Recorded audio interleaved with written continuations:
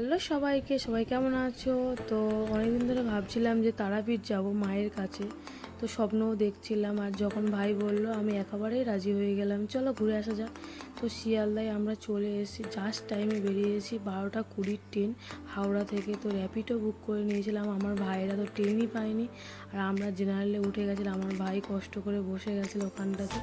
তো তারপরে বর্ধমানে নেমে আমরা আবার ট্রেনে আমাদের যেখানে সিট ছিল সেখানে আবার চলে যাই। তো একটু বসে একটু খেয়ে নিচ্ছিলাম, ছুটোছুটি করেছি অনেক, তাই না?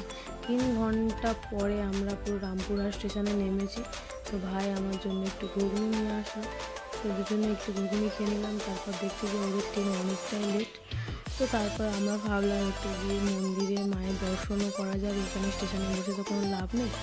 আমি এরকমভাবে কোনোদিন ট্রেনে করে এখানে আসিনি, তো জানি না। তারপর ওখান থেকে জিজ্ঞাসা করলাম, ওরা বললো সামনে থেকে অটো পাওয়া যায়। তো স্টেশন থেকে নেমে আমরা অটো ধরে নিলাম।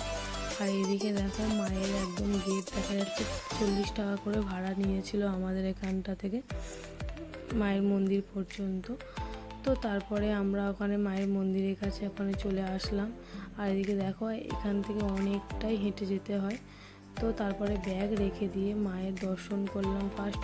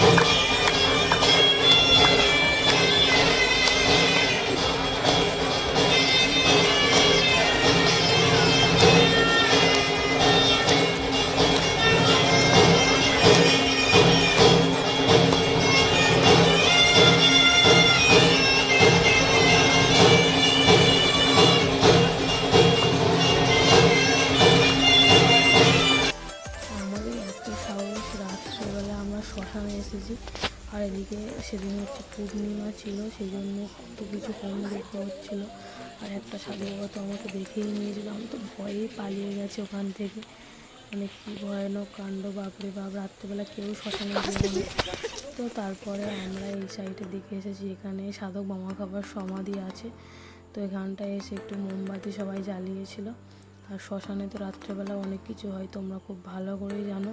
কেউ প্লিজ শ্মশানে রাত্রেবেলা এসো না। তারপরে আমার তো খুব শরীর খারাপও হয়ে গেছিলো। যাই হোক, এবারে আমরা রাত 3টের সময় উঠেছিলাম। এবারে এখান থেকে ডালা নিয়ে নিয়েছিলাম, কারণ হচ্ছে রাত্রেবেলা লাইন না দিলে আমরা সকালবেলা মাকে দর্শন করতে অনেক বেলা হয়ে যাবে, আর আমরা বাড়ি ফিরতেও পারবো না। তো এখানটায় বসে আমি কিছুটা ঘুমিয়েও নিয়েছি, কারণ অতটা ভোরে উঠেছিলাম। আর এদিকে ভিড়টা দেখো কতটা পরিমাণে ভিড়। আর ফাইনালি দেখো